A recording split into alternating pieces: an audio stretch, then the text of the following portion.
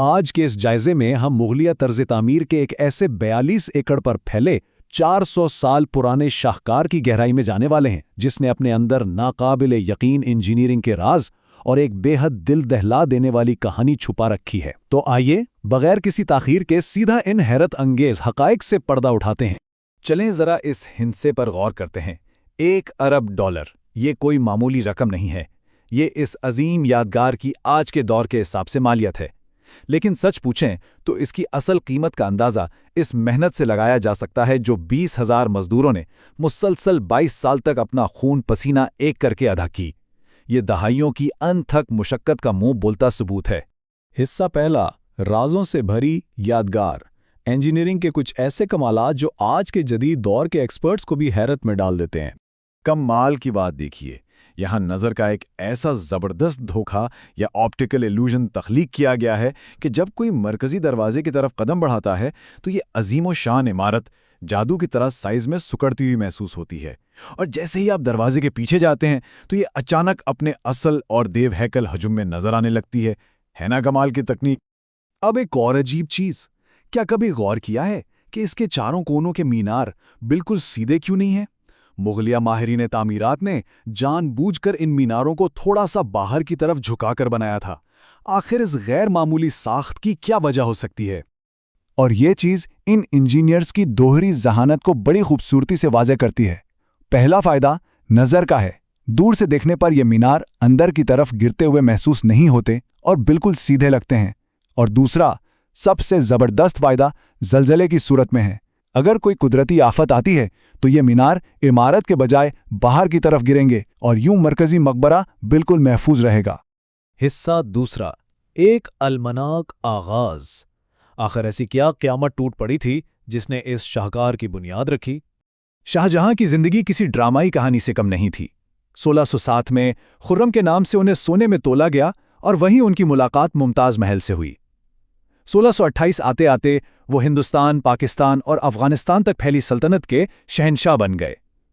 لیکن پھر 1631 میں 14ویں بچے کی پیدائش کے وقت ایک ایسا دردناک سانحہ ہوا جس نے اس دنیا کے طاقتور ترین حکمران کو اندر سے مکمل طور پر توڑ کر رکھ دیا۔ اپنی محبوب بیوی کے اچانک گزر جانے کے بعد شہنشاہ پر ایک ایسی گہری تاریکی اور بے بسی چھا گئی کہ انہوں نے 8 دن تک دانا پانی چھوڑ دیا اور مسلسل 2 سال تک کسی قسم کی موسیقی یا خوشبو کے قریب تک نہیں گئے۔ ذرا سوچئے، یہ دکھ کی ایک انتہائی گہری اور رلا دینے والی کیفیت تھی۔ دراصل ممتاز محل کی موت کے وقت کی گئی آخری خواہش تھی دنیا کے سب سے خوبصورت مقبرے میں ایک قبر، اور یہی خواہش شہنشاہ کی زندگی کا واحد جنون بن گئی۔ انہوں نے اپنی باقی کی پوری زندگی، تمام تر توانائیاں اور بے پناہ دولت بس اسی ایک کام کے لیے وقف کر دینے کا فیصلہ کر لیا۔ حصہ تیسرا، نرم زمین کو فتح کرنا۔ دریائے جمنا کے کنارے ایک ایسا چیلنج جو بظاہر ناممکن لگ رہا تھا۔ دریا کی اس نرم اور کھسکتی ہی کیچڑ میں چٹان جیسی مضبوط بنیاد کھڑی کرنا کوئی مذاق نہیں تھا۔ دریا کا پانی عمارت کو تباہ نہ کر دے، اس کے لیے مغل انجینئرز نے ایک زبردست حل نکالا۔ انہوں نے خشک مٹی ملنے تک گہرے کنویں کھودے، انہیں پتھروں اور ملبے سے بھر دیا اور پھر ہاتھیوں کی پوری فوج کا استعمال کرتے ہوئے ایک انتہائی مضبوط آہنی ڈھانچہ کھڑا کر دیا۔ جب بنیادیں جم گئیں تو شاہجہاں نے اپنے خاندان کے تعمیراتی ورثے کو یکجا کرنا شروع کیا۔ والد کے مقبرے سے مینار لیے، دادا کے مقبرے سے مرکزی حصہ اور چچا کے مقبرے سے وہ وشال اور دیواہیکل گنبد۔ لاکھوں پکی ہوئی اینٹوں کی مدد سے ان سب کو ملا کر ایک ایسا منفرد ڈیزائن تیار کیا گیا جس نے تمام پرانے ریکارڈ توڑ دیے۔ حصہ چوتھا، سنگ مرمر کا شاہکار۔ آئیے اب اس کی حیرت انگیز سجاوٹ اور جمالیاتی تفصیلات پر نظر ڈالتے ہیں۔ دنیا کا بہترین سنگ مرمر حاصل کرنے کے لیے تو سمجھے ہر حد پار کر دی گئی۔ شہنشاہ نے باقاعدہ حکم جاری کر دیا تھا کہ جب تک مقبرے کی ڈیمانڈ پوری نہیں ہوتی، پوری سلطنت میں کوئی اور مکرانہ کا یہ سنگ مرمر خرید ہی نہیں سکتا، اور اسے راجستھان سے 400 کلومیٹر دور آگرہ تک لانے کے لیے ہزاروں ہاتھیوں کے قافلے دن رات استعمال کیے گئے۔ اور اس خالص سفید پتھر کی خوبصورتی میں جان ڈالنے کے لیے پیٹرا ڈیورا نام کی ایک انتہائی باریک اور نایاب ٹیکنیک استعمال کی گئی۔ قیمتی ہیروں اور جواہرات کو جڑنے کے لیے سنگ مرمر کو اتنی مہارت اور باریکی سے تراشا گیا کہ پتھر بالکل ایک جائنٹ پزل کی طرح اپنی جگہ پر فکس ہو جاتے تھے۔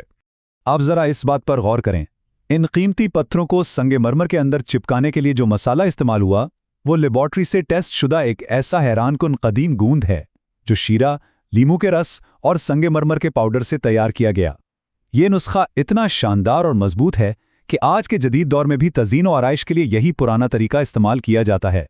इन सब में जो सबसे दिलचस्प और सहरंगेज बात है वो ये है कि ये पत्थर दिन में 4 मर्तबा अपना रंग बदलता है।